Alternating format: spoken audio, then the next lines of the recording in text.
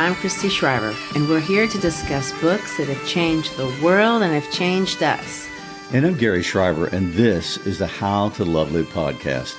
You know, Christy, that phrase, books that have changed the world and have changed us, is a tagline that we use every episode because all the books we discuss have changed the world in significant ways, but there is no one who has ever written in English that has influenced the world more than a writer that we're discussing today, and that can only be William Shakespeare.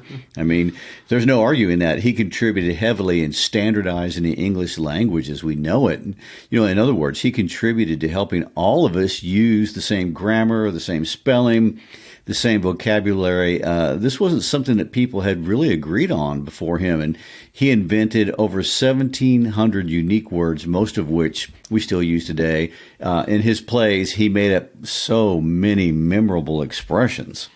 Well, of course that's true, and many of these are iconic, and most of them we use all the time, even though we don't even realize where they came from, and maybe we've never even read the plays from where they came from. But when you read these expressions in the plays, you do get this feeling of deja vu because you start hearing phrases that you recognize and maybe you thought they were more modern than the 16th century. For example, did you know that the word addiction, like we use all the time, we're addicted to everything, but that was coined in the play Othello. Bedazzled, like we like our clothes today, that comes from Taming of the Shrew. If something's being described as eventful, that's from As You Like It. The expression good riddance, that's from Troilus and Cressida. In a pickle, that comes from The Tempest. Of course, it's Greek to me, comes from Julius Caesar. I mean, there are so many. We could go on and on. You know, I'll never forget the night that I went with you to watch King Lear.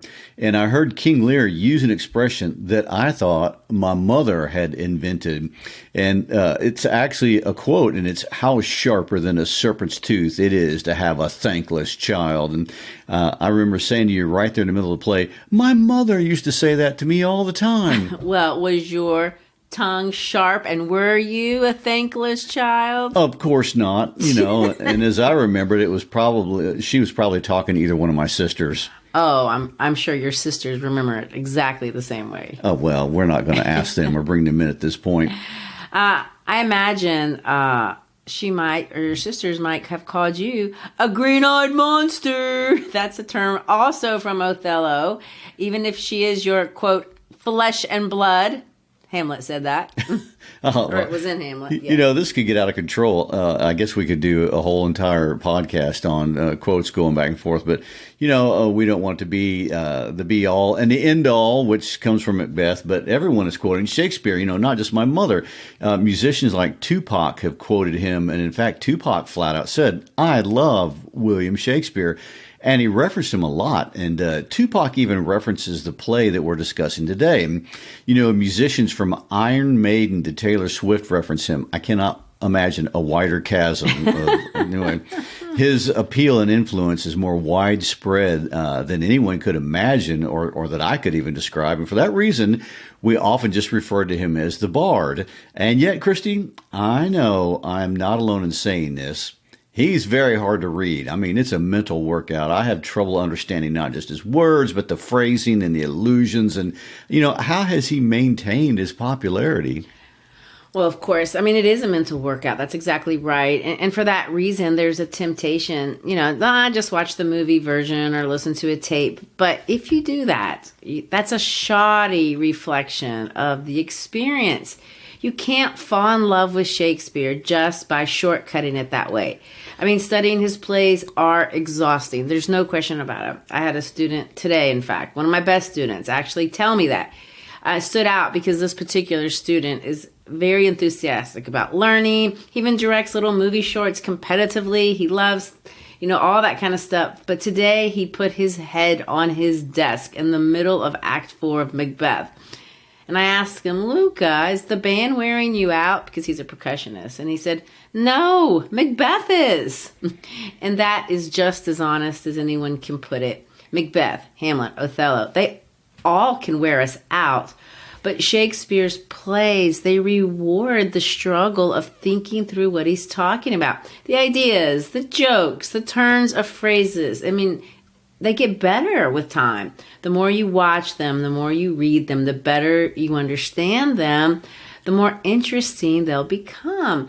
And I know I'm an English teacher, and so my opinion is suspect, but I'm not the only one that thinks this. I mean, according to the British Council, and they're looking at it from a worldwide scale, Shakespeare is Britain's most dominant export. I mean, he is read in every country of the world.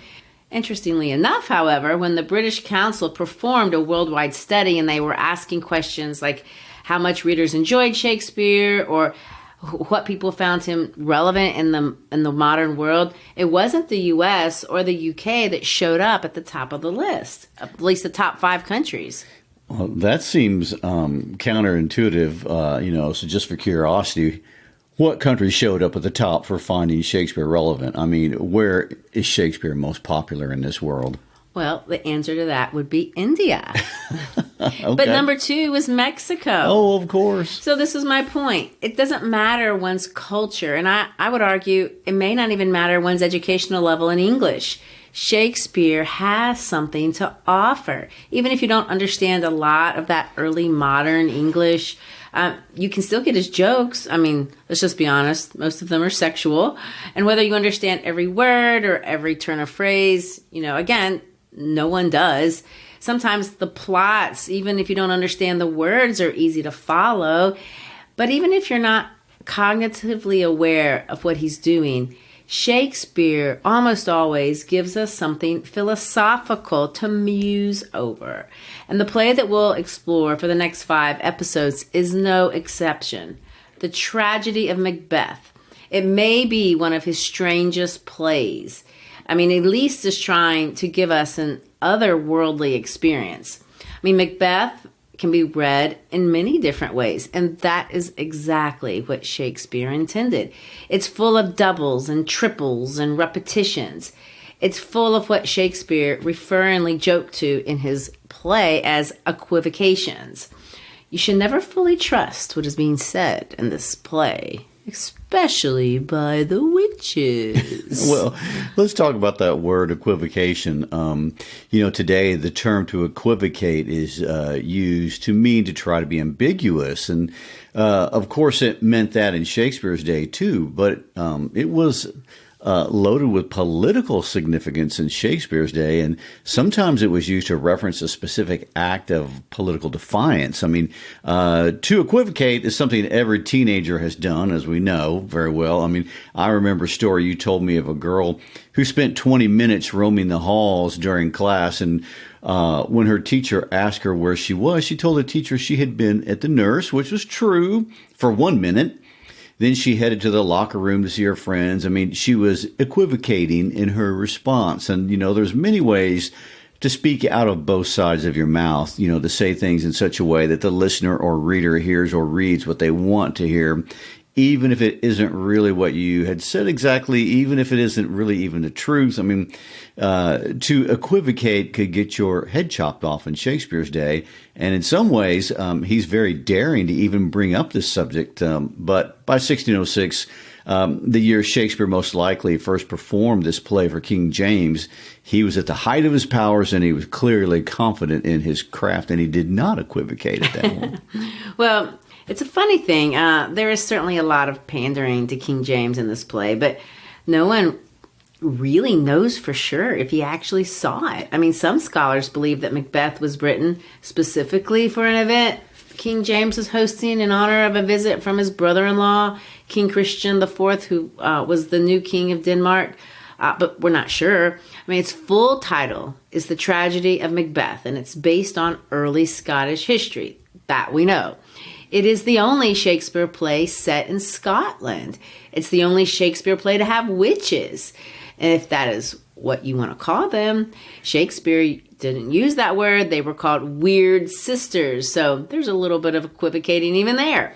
But Gary, before we set up the Scottish context of the play, the part that does involve witches and Scottish thanes, let's set the historical context for when Shakespeare wrote the play, his day. I mean, who is King James? Why did Shakespeare write this particular piece of what some people just call fan fiction for him. What are the parts of the play besides the setting that would be considered pandering to the guy who pays the bills? Well, sure. I mean, that's a lot for just a couple of minutes of context, but let's start with his aunt, Queen Elizabeth I. You may want to get a piece of paper to write all this down, okay?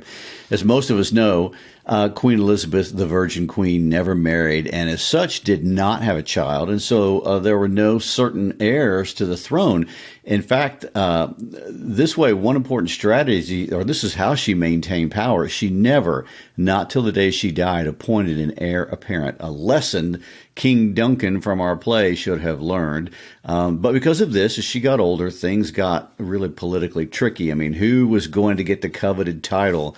Who could make a successful claim and get the kingdom to buy into that claim peacefully?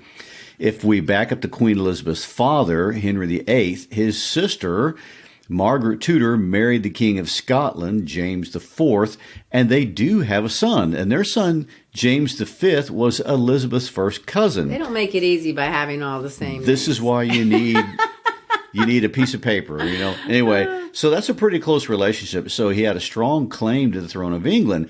James V had a daughter. We know her as Mary, Queen of Scots. When she was 6 days old, her father, James V, died. He was 30 at the time, so that was pretty young. But 6-day-old Mary became the new Queen of Scotland. And, of course, the story of the relationship between Mary and Elizabeth is much longer than we have time to tell today. The short version is that Mary was a competitor for Queen Elizabeth, and most certainly a threat to the English crown. Mary was ambitious, and she had a claim to the English throne. She was also Catholic in a Protestant country, and both of these issues became problems for her. And ultimately, Mary was forced to abdicate the Scottish throne, and her son, James VI, became King of Scotland when he was 13 months old. Hopefully, there's not going to be a test over any of this at the end of the podcast. Well, I did notice that the Scots really do like their monarchs impossibly young. Well, indeed. And, you know, James VI grew up as the King of Scotland, and he was 36 when Queen Elizabeth died. And somehow, you know, historians don't really agree how all this went down, but somehow a deal was struck that he would become the heir to the English throne.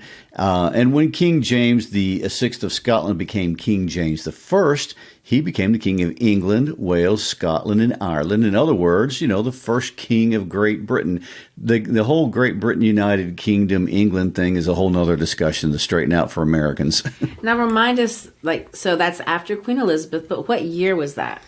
Well, he became King of Great Britain when Elizabeth died on March 24th, 1603. And, you know, this was monumental, and it was a peaceful transition. But James was certainly aware that he was not universally loved and that people, you know, liked to kill monarchs in those days. And both of his parents were dead. The reason I point this out is that this play is about killing kings. And that's a very interesting choice for a new king who's been a victim of regicide and has a terrifying fear of it for himself. Yeah, I guess that makes sense. I mean, he did seem to like theater, though, and he seemed to like Shakespeare in particular. I mean, 2 months after King James of Scotland becomes King James I of Great Britain, he granted Shakespeare's acting company, Lord Chamberlain's Men, a formal patent. They would become the King's Men. That's a big deal. That means prestige. That meant money. That meant writing fan fiction. Hence Macbeth. The best guesses are that it was first performed for the king in August of 1606. We know for sure that it was performed at the Globe for the general population in April of 1611 because there's actually a play review from that performance. But for sure, it was probably performed for the general population way before that. I mean, during the period right before the play was, we think, first performed, there were a few political events that rocked the British world, and Shakespeare speaks to these events directly and indirectly in the play. So we know that there's that connection. Gary, one of these is the infamous gunpowder plot of 1605, which today many of us know as Guy Fawkes Day. It's a holiday. Tell us what that's about and how Guy Fawkes Day is linked to Macbeth. Sure. But let's go back to King James becoming king of Great Britain for just a second. Technically, he was Elizabeth's rightful heir, but he wasn't the only one who had a claim to the throne. I mean, there were others who could have made just as strong a claim as himself. And, in fact, Elizabeth, very strategically, as you already mentioned, never formally acknowledged him as the rightful heir. He ascended to the throne smoothly, but that didn't mean that was without opposition. Elizabeth had actually executed his mother, which I would think is awkward. So James was never really secure in his position. And Mary, his mother, was Catholic. Scotland and England were Protestant. So the mindset was that James I, who was baptized Catholic but raised Presbyterian, leaning Anglican, how was that for a mix? That would be relatively moderate religiously, and he was more moderate than Queen Elizabeth, but of course there were many that weren't. And, there were several obvious attempts on his life, and he was always terrified he would be assassinated, which wasn't an unfounded fear. But on November 5th, 1605, King James was due to appear in person to open a new session of Parliament. And the night before, a man by the name of Guy Fawkes was caught in a cellar under Parliament with iron bars, a watch, a fuse, and 36 barrels of gunpowder, enough to blow up Westminster Palace and everyone inside. And Guy Fawkes, along with fellow conspirators, thought that by blowing up Parliament and murdering the king, they could restore the Catholic faith in England. And truth be told, it almost worked. In fact, it would have worked if not for an anonymous letter. And, when Fawkes was taken to King James and asked what he was doing, he boldly claimed, and I quote, "I wish to blow the Scottish king and all his Scottish lords back to Scotland." He's not equivocating. No, he sounds unrepentant at that point, So he, along with the other conspirators, would be hunted down and executed. And among the conspirators that were hunted down was Father Henry Garnet. And Father Garnet had written a book called A Treatise of Equivocation. That showed Catholics how to give misleading or ambiguous answers under oath. And when Garnet was caught, he was executed and his head was severed and displayed on a pike unequivocally. So now here's what this little anecdote has to do with Macbeth. The play Macbeth, which Shakespeare is studying for and writing while this is going on, references this event in a couple of subtle ways. One of the most obvious is through the character of Banquo. In the opening scene, the witches, which I know we'll talk about in a few minutes, they make a prophecy. They will say that Banquo's heir will be the legitimate king. King James I of England traced his own family tree back to the historical person of Banquo. So there you go. James I is king by virtue of his birthright by his mother, by virtue of his endorsement by Queen Elizabeth, but also by lineage through generations. And, Shakespeare gets off on the right foot by affirming his rightful place on the throne through the prophecies of the witches. And yet, as I said before, are they witches? Weird sisters. The stage directions say they are, but they are not called that in the play. We assume that's what they are by looking at their behavior, and that is one of the central motifs of the play. How much of what we know is what is really true, or is this in our minds? How much is equivocation? I mean, it's strange. It's a complicated idea. He comes back to it over and over again. Shakespeare deals with this idea of boundaries with reality on a personal level, boundaries and reality on an interpersonal level, a political level, a metaphysical level. And this is where he starts by introducing the entire play with thunder and these weird sisters. The play begins with these lines. "Where shall we three meet again? In thunder, lightning, or in rain? When the hurly-burly's done, when the battle's lost and won. That will be ere the set of sun. Where the place? Upon the heath. There to meet Macbeth, I come grey malkin, paddock calls anon, fair is foul, and foul is fair, hover through the foul and filthy air." And that's the entirety of the first scene of Act 1. Let's talk about a few things. First of all that thunder and lightning, this would not have been a normal way to start a play. The 500 plays we know that were performed between 1580 and 1642, only 38 have stage directions that call for both thunder and lightning. Usually Shakespeare starts with a couple of characters on stage, sometimes not even the major ones. But here he starts with a burst of noise, and this would have startled the audience.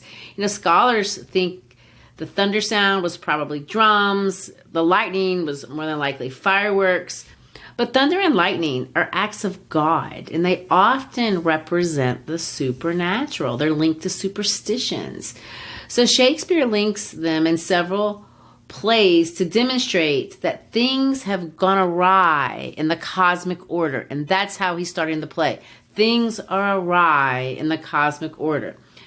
But here's another thing with Shakespeare's plays, and a lot of people have heard this before, that they're written in blank verse. Now, what is that? Blank verse is meter. It's iambic pentameter. Those are big words, but all it means is he's writing with a beat. The pattern of speech. It's an iamb, an unaccented syllable, and an accented one. And it sounds like this. Ba-dum, ba-dum, ba-dum, ba-dum, ba-dum. There's 5 of those in each line. They say it replicates the human heart. Da-dun, da-dun, da-dun, da-dun, da-dun. If you remember the way Romeo and Juliet open that play, it goes like this. 2 households both alike in dignity. In fair Verona where we lay our scene. From ancient grudge break new mutiny, where civil blood makes civil hands unclean. You hear this, even if you're, and I made it exaggerated, but even if you were just saying it, it would be this da-dum, da-dum, da-dum, da-dum, this human beat. But when Shakespeare opens thunder and lightning here, bum, bum, bum, bum, bum, and then the weird sisters come out, they don't speak like that. Not like any other play. It's not an iambic pentameter. He reverses it. And he writes in trochaic tetrameter.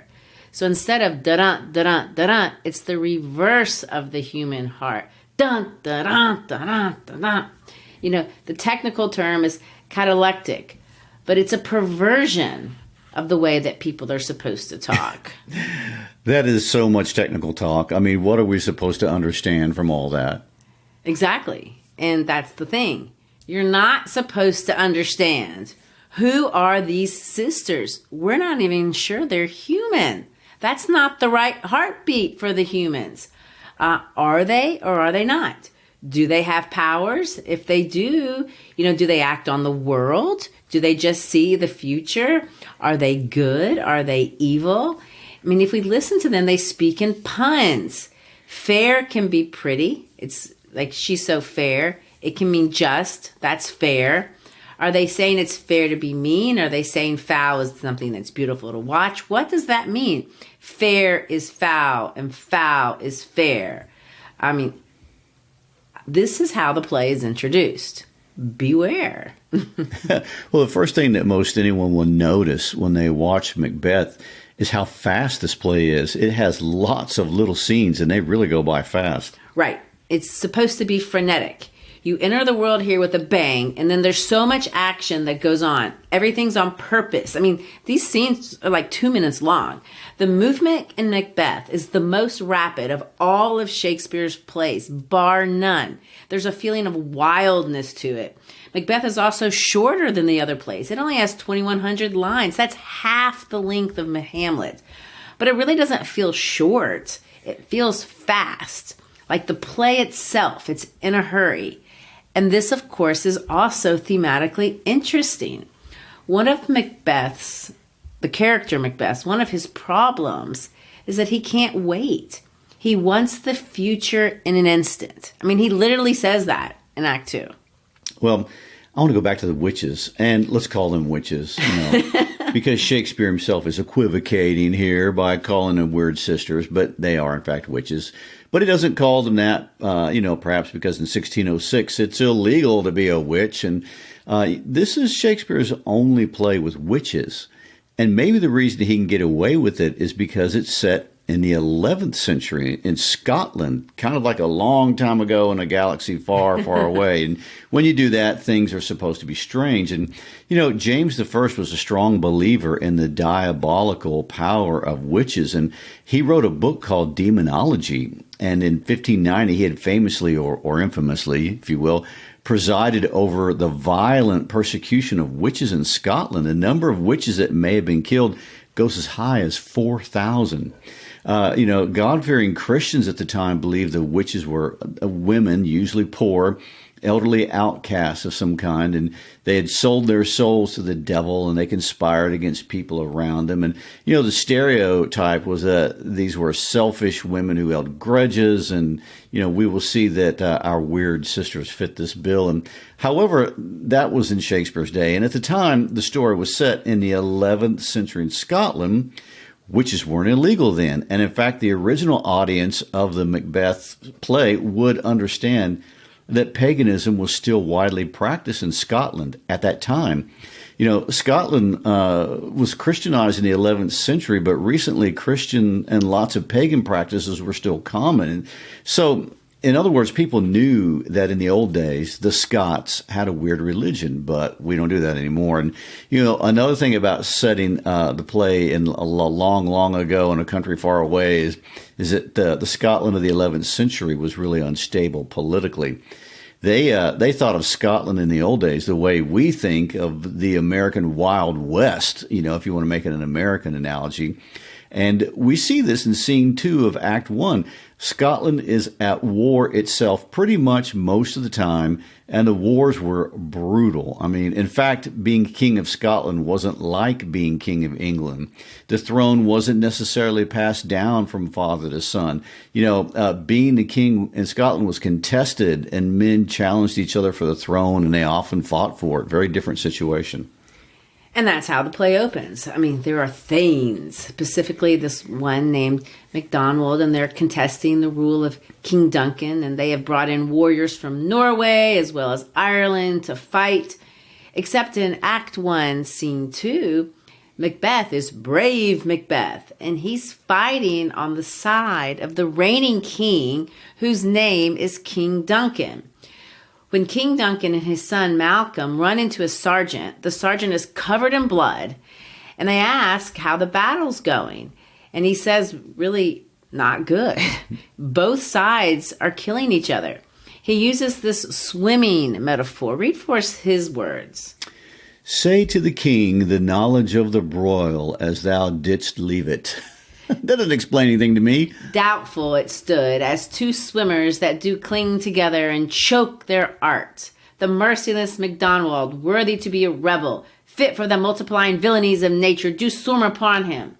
Now, what does he mean? He goes on to say, that even though MacDonald has horsemen from Ireland and Norwegians, and he has luck, none of this is a match for brave Macbeth.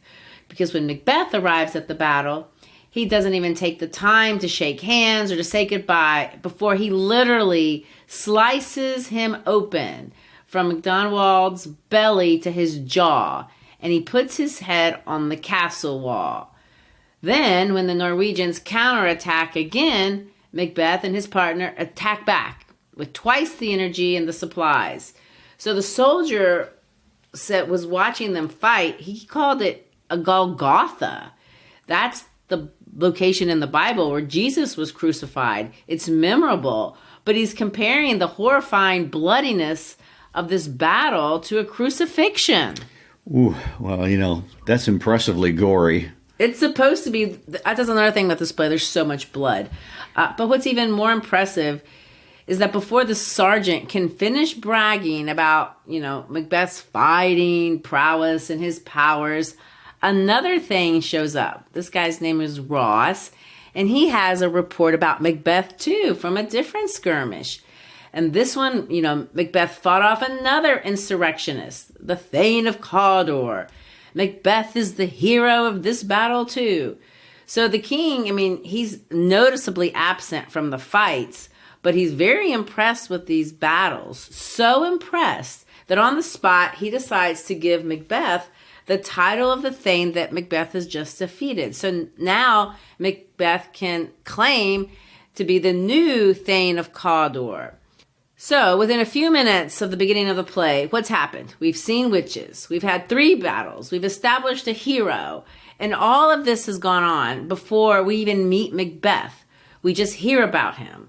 And what do we know about him? He's this vicious warrior fighting loyally for his King Duncan and succeeding against all these odds. Well, and I would like to point out how excited you must be to have Thanes in the story. I know, I love Thanes. You want to have a football team named the Thanes. I would. Right.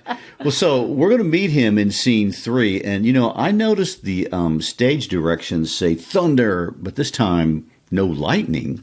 Yep. And it's night. And the witches are back. And they're killing pigs, and they're starting storms in the ocean, and they're inflicting pain on innocent people for petty reasons, and apparently enjoying the chaos that they're creating. When Banquo and Macbeth stumble upon the scene, Macbeth sees the witches and asks them to speak.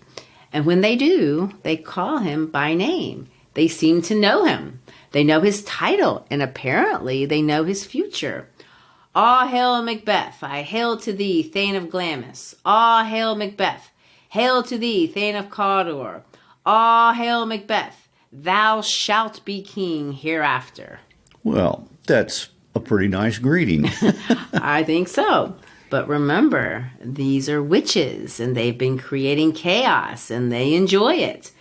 They freak out Macbeth a little bit. Banquo, his partner, isn't as freaked out by them, and he engages them, and he says, Macbeth, why are you freaking out? You got a good fortune. Banquo asks the witches about him. He says, tell me what my future is. And they do, except they equivocate. Less than Macbeth and greater. Not so happy, yet much happier. Thou shalt get kings, though thou be none. So all hail Macbeth and Banquo. This is confusing, and Macbeth tries to get more out of them. He asks them, first of all, how do they know this stuff? But they don't answer. Instead, they literally disappear. Or as Banquo puts it, the earth has bubbles as the water has, and these are of them. Whither are they vanished?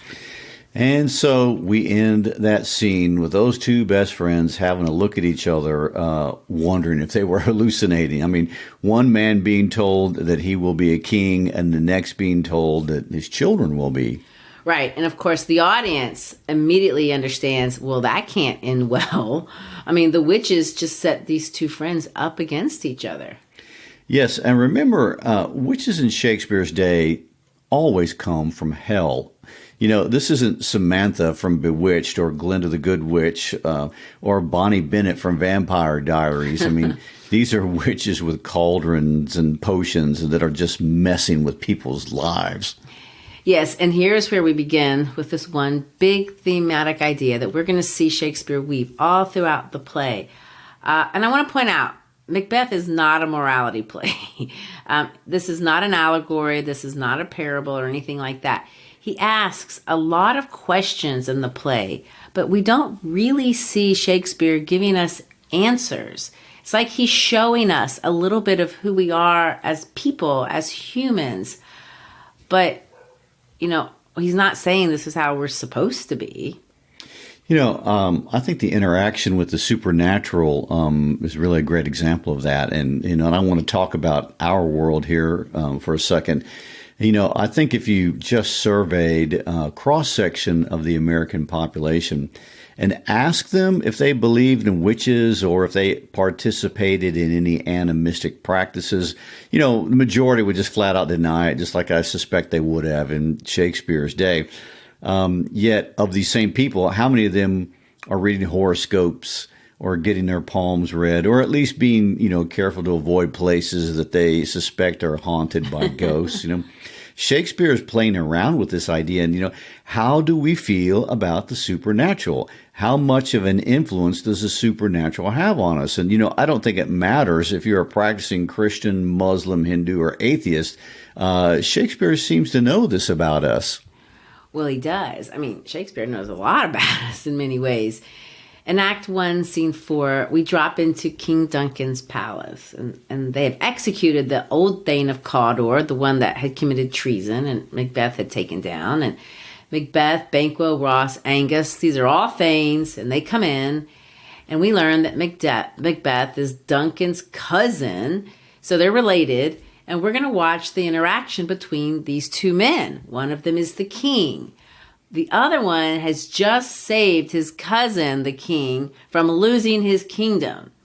And we watch Duncan make a mistake in dealing with his cousin that actually ends his life. You know, the scene begins with King Duncan talking to his son, Malcolm.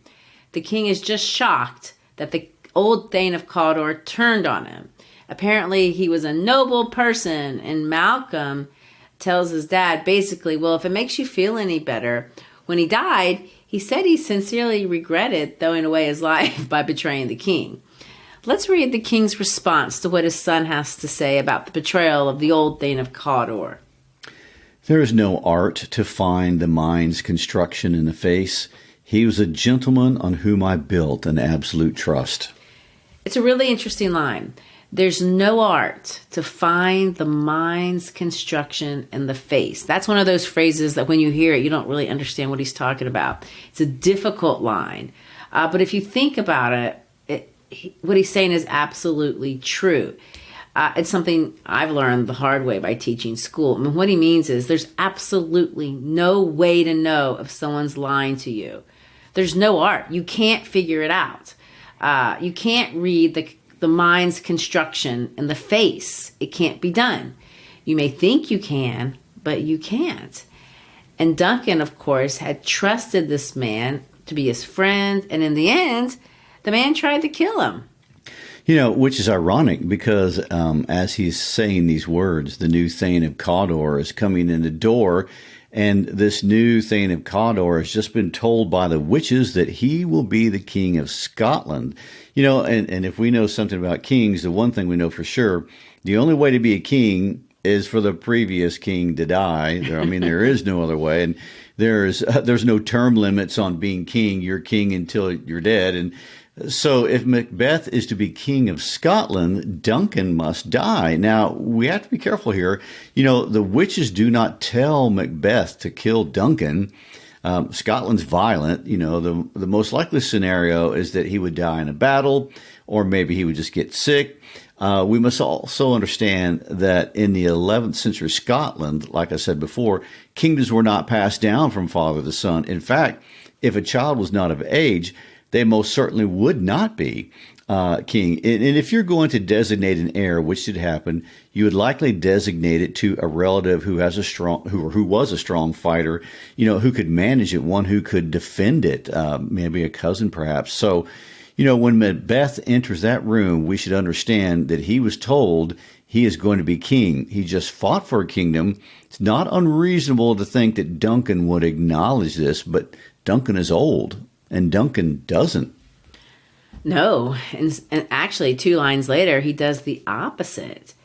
And you whose places are the nearest know, we will establish our estate upon our eldest, Malcolm, whom we name hereafter the Prince of Cumberland, which honor must not accompany and invest him only, but signs of nobleness like stars shall shine on all deservers from hence to Inverness, and bind us further to you. Again, this takes a little work and context to understand what he's saying, but the Prince of Cumberland was the title for the heir apparent. You know, we think of, in Great Britain, the Prince of Wales. That's the title to the heir apparent of the crown of Great Britain. So when King Charles, who today became the King of Britain, before he was the king, when Queen Elizabeth was the queen, he was the Prince of Wales. Well, the day that he became king, Prince William, his son, became the new Prince of Wales. I don't know if that makes sense. But in England, their version of that is the Prince of Cumberland. So when Duncan says that my son will be the Prince of Cumberland, he's letting people know who his heir apparent is. He's telling his intentions. He is not going to be handing this kingdom over to his cousin MacBeth. he intends on passing down the title to his son. And he says this, oh, by the way, I'm coming over to your house. And we know that he means that he's going to Macbeth's house because Macbeth in the play lives in Inverness. So he says, from hence to Inverness and bind us further to you. In other words, I'm going to your house. When Macbeth hears this, he responds with a cryptic line. He says this, the rest is labor, which is not used for you. I'll be myself the harbinger and ankful joy the hearing of my wife with your approach, so humbly take my leave.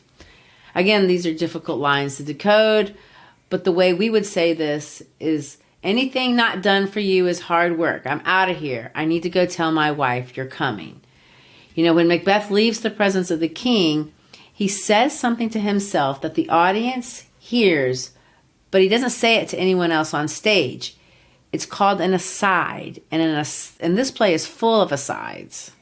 Okay, so take a second to remind us what an aside is. Sure. An aside is when a character kind of turns his head to the side, at least metaphorically, and he says something out loud. Now, there could be other characters on stage, but they pretend that they can't hear him. Or there's no one on stage, and he's just talking to himself. But the purpose of an aside is for the audience to know what is inside the character's mind, what he's thinking.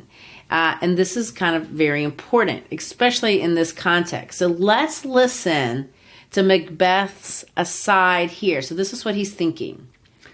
The Prince of Cumberland, that is a step on which I must fall down or else o'erleap. For in my way it lies, stars hide your fires. Let not light see my black and deep desires. The eye wink at the hand, yet let that be which the eye fears when it is done to see. The Prince of Cumberland is a step on which I must fall down or else overleap, for in my way it lies. I think we can understand that. What's he talking about? What's in his way? He's talking about the stepping stone to being king. He must either take down or jump over the Prince of Cumberland. Duncan didn't make him the Prince of Cumberland. He made Malcolm the Prince of Cumberland. So Macbeth is thinking, what should I do about it? Or should I do anything? And then we get this insight into Macbeth's heart. He says this, let not light see my black and deep desires. The eyes want at the hand, yet let that be which the eye fears when it is done to see. So in other words, he's thinking about murder. Yes. Don't let anyone see it. Don't let anyone know it. My eye fears looking at it, but I sure am visualizing it. You know, the Tennessee Shakespeare Company visited our school this year, and they worked with our kids. It's a great organization. They work with thousands of kids, helping them understand Shakespeare. So when they came to my class, they played this game, and they had all the kids get in a circle. And they said, if you identify with this statement, step inside the circle. And so they started off with silly questions. Did you eat breakfast this morning? Is anybody wearing socks? Stuff like that. But then they get to the real question of the play, and they ask this. Has anyone here done something they thought was wrong, but they decided to do it anyway? Oh, they're asking that of teenagers? Of course. Well, I mean, that's a great question. So what happened? Every single kid stepped into the circle. I was shocked that we had that many honest kids. It's arguable, but I think this is what makes Macbeth a tragedy and not a history. Remember, tragedies are about main characters that are noble. It has to be. They have to be. It's not a tragedy if somebody bad falls. But Macbeth, he's such a strange, tragic hero because he is horrible from beginning to the end. I mean, the first thing we know about him, he's beheading a person. The second thing we know about it, he's thinking about killing the king. Something that in 1606, not only would you get killed for, but you would go to hell for that. So in what way is this guy possibly better than us, the audience? Or in what way maybe is he like us? And that's the question. And maybe it's in this sense. I mean, don't we all want power? I mean, don't we all also have a sense of morality? At least we know in our own minds what we consider to be good people. What happens when we violate our own sense of right and wrong? And my kids are being honest when they go into the circle. We all have violated our own sense of right and wrong. I mean, there's biblical language to talk like that. We all can say we have sinned. And MacBeth is kind of an expression of that idea. But here's an even bigger question. Whose fault is it that he violates his own sense of right and wrong? I mean, his own sense of morality. Whose fault is it that he's going to sin, if we want to use that word? Is it the witch's fault? I mean, they did suggest it, or maybe they foresaw it. Is it MacBeth's fault? I mean, in the very next scene, we're going to introduce another participant in his tyranny, and some people blame her, Lady MacBeth. But MacBeth, the play, at its core, is a play about agency. To what degree are we responsible for our actions, and what are the consequences when we surrender our agency, our ability to choose, to passion, to desire, to ambition, to suggestion, to anything? Well, no wonder the play is dark. I mean, and so far everything is at night. Yes, exactly. Let not light see my black and deep desires. If this does not express something you have thought before, you are not being honest enough with yourself. What do we do with our black and deep desires? And what happens when we surrender to them? It's an ancient question. In fact, it's the question embedded in the first story of the Bible, the story of Adam and Eve, who surrendered their morality to the voice of a serpent. In their case, it was a desire for knowledge, to be like God. In Shakespeare's story, it's the desire to be king. Well, we just got really philosophical all of a sudden. I know. Like I said, Shakespeare's fun. There's witches, there's action, there's beheadings. But the more you pay attention, the more he gives you to think about. But again, like I said, don't expect any answers to these questions I'm asking. I mean, that's his genius. He will posit a question, but it's on you to sort out the answer. That sounds like a pretty clever equivocation, if I can use that word. And I guess it is.